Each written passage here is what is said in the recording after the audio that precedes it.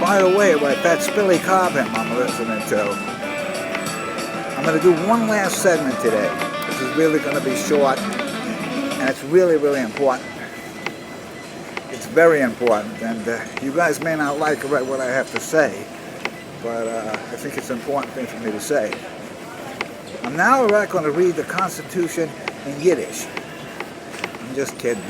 Listen, what I wanted to tell you guys about is the importance of playing drums, or any instrument for that matter, if you're playing in a band where there's a lot of amplification, to protect your ears. I didn't protect my ears when I was younger and playing. I did not wear any kind of protection, any kind of earphone. I remember seeing Danny Serpent in concert with Chicago, way back at the Nassau Coliseum, and I noticed he had a pair of headphones on. I never asked him about that when I met him, but I think that he was wearing those headphones so that he could protect his ears a little bit from the tremendous volume, and then hear the mix. Either that, or he was playing with the headphones to block out some of the sound. I never asked him about that, so I don't know whether or not there was music going through the headphones or not, but I didn't wear any protection. None at all. Now, I'm sorry that happened, because what happened to me as a result of not protecting my ears, and I played with some guys that had some pretty big amps. I remember playing with a couple of guys that had double sets of Marshalls. One was on the left, one was on the right. I played with bass players that were loud on stage.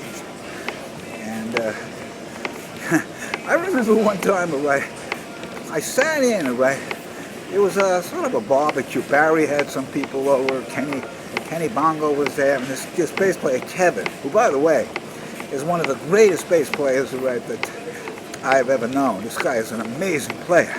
So I got up, I figured this is going to be a real honor to play with this guy, because he's funky. He's a great bass player. Kevin, if you're out there, I love you, man. But I didn't know. I had no idea, what was about to happen. He was so loud that I started playing. I think Barry was on guitar. Michael might have been on guitar. I'm not sure if there was a keyboard player, but Kevin was playing bass, and he was so loud that I literally had to stop playing. And I went into the kitchen, and that was it, I never did that in my life. It was so loud, I had to stop playing.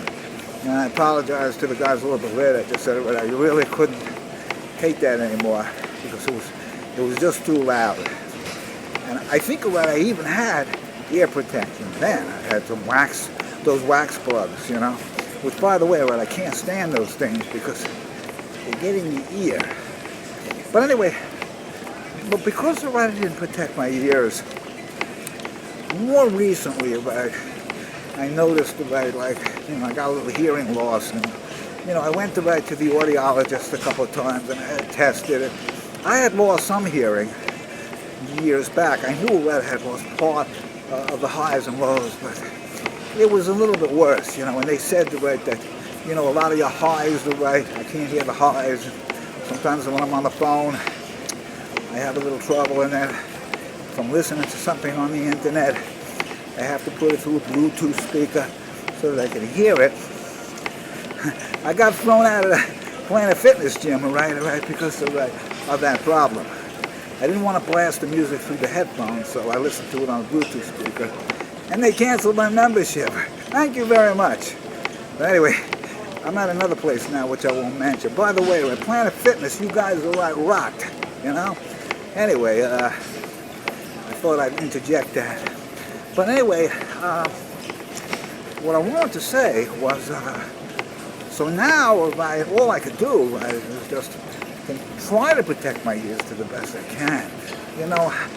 I'm going to go see Frank Bellucci perform, but I'm not going to be able to see him, because I can't really sit in the theater, I'm afraid it's just going to be so loud, I'm not going to wear headphones, but I feel weird about that. So what I wanted to say is, try to, oh man, I forgot to put the timer on. All right, well, let's see, we've been going about 5 minutes, 3, 4, 5, 6, 7, 8. All right. That's cool. I was so involved in this, I forgot to put my timer on. I know I have to know when to stop.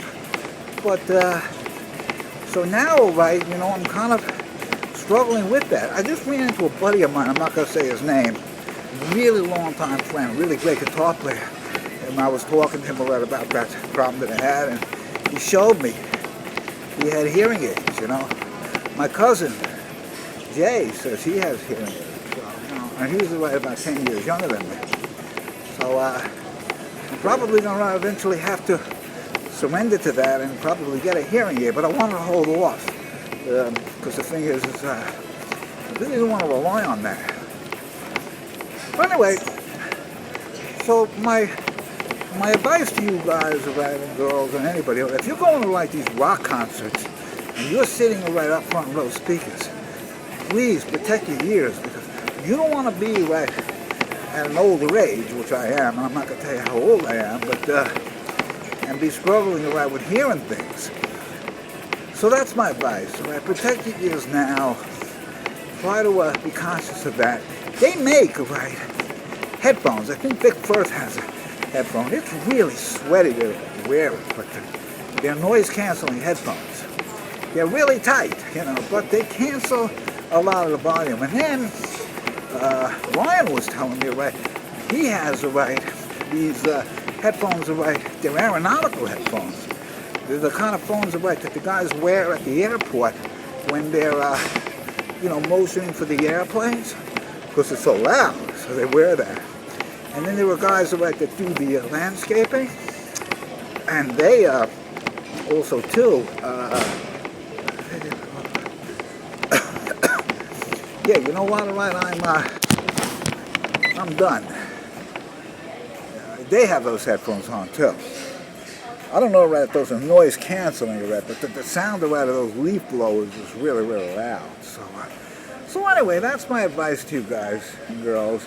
I mean, even if you're not a drummer, you know, and it's weird, right, because I still have to record, and I still, you know, have to be exposed, right, to a certain amount of that sound. And when I'm recording and when I'm performing, I can't put those wax things in my ears, right, because then, right, I can't hear my own dynamics. So I've been playing on electronic drums.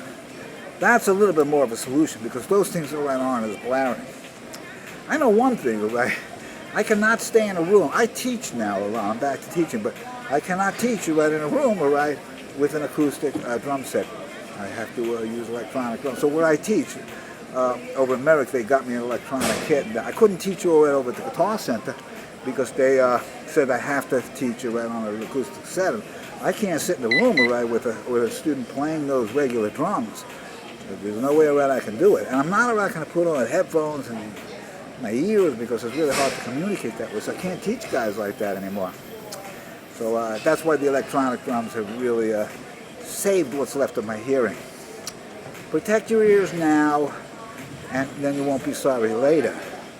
And I hope, right, that you'll, you know, and go see, right, you know, Ryan over at Sam Ash, right. He can sell you, right, some cans, right. They're called noise-canceling headphones, and they're perfect, right, to protect your ears.